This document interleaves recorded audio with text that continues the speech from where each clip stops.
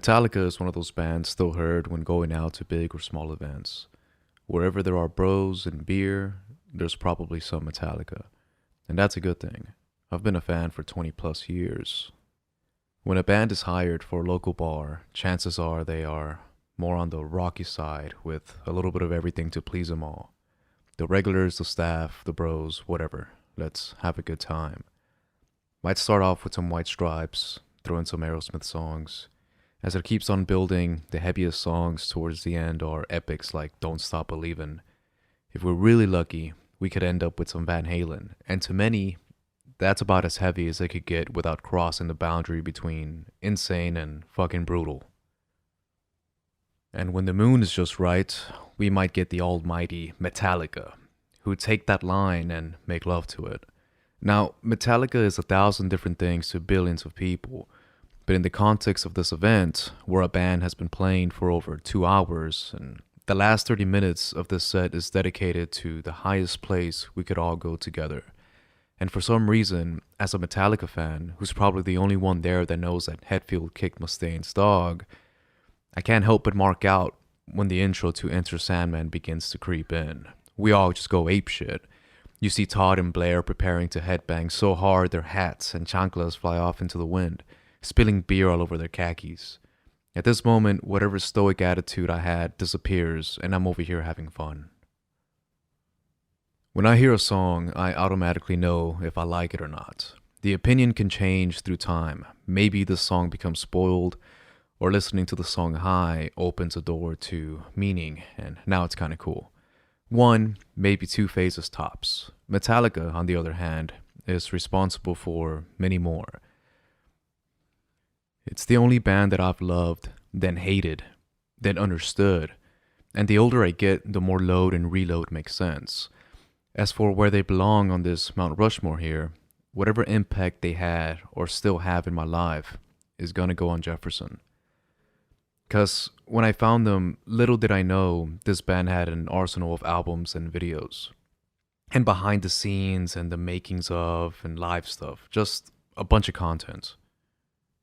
When I discovered them, they were in the middle of a hiatus. This must have been on the tail end of 2001, so two things to keep in mind. The internet is slow as shit, and YouTube didn't exist. So to find a band like Metallica, let alone like this kind of style of music, it was pretty uncommon. But once I knew of their existence, it was like seeing that beautiful red guitar for the first time. Now I see it everywhere. One of my uncles had an impressive CD collection that I have gone through many times. And sure enough, here was Metallica, but I guess the albums never stood out. One looked like something from Planet of the Apes, but all white, and the other one had four dirty dudes fixing cars or something. These two albums were my first real introduction to the band, and it wasn't until I started making this video that I realized how fortunate I was to have Garage Inc. When I hear a badass song from a band I've never heard before, I go straight to their discography and I go in order to get a good sense of where they came from and how they got to this badass song. I didn't have this luxury back then. Now, before Metallica released their first record, they were covering obscure songs from bands very few people had access to, thanks to Lars's European collection.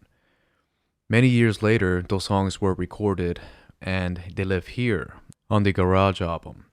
Not all, but many of these belong before Kill 'Em All, so technically, I got a dose of what Metallica was before they became Metallica. This album shaped my overall musicianship more than just my guitar playing. It gave me some perspective. Metallica didn't simply cover these songs. They didn't try to replicate and sound exactly like the original. In fact, every song sounded like a Metallica song. The track Merciful Fate is a great example. The riffs are heavier than the original, and James doesn't try to sing like the king. This took years to realize, of course, but once I grasped it, I became intrigued by bands who cover songs in their own way. Now on to Justice. It's hard to condense all the lessons and techniques I harvested from this album. As far as I'm concerned, this is their most progressive and technical one.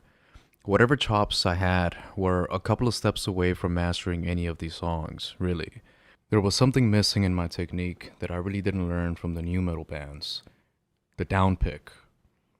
Really, I consider that the single most important element to the Metallica sound, probably responsible for many wrist and shoulder injuries. Most of the songs are over 6 minutes long.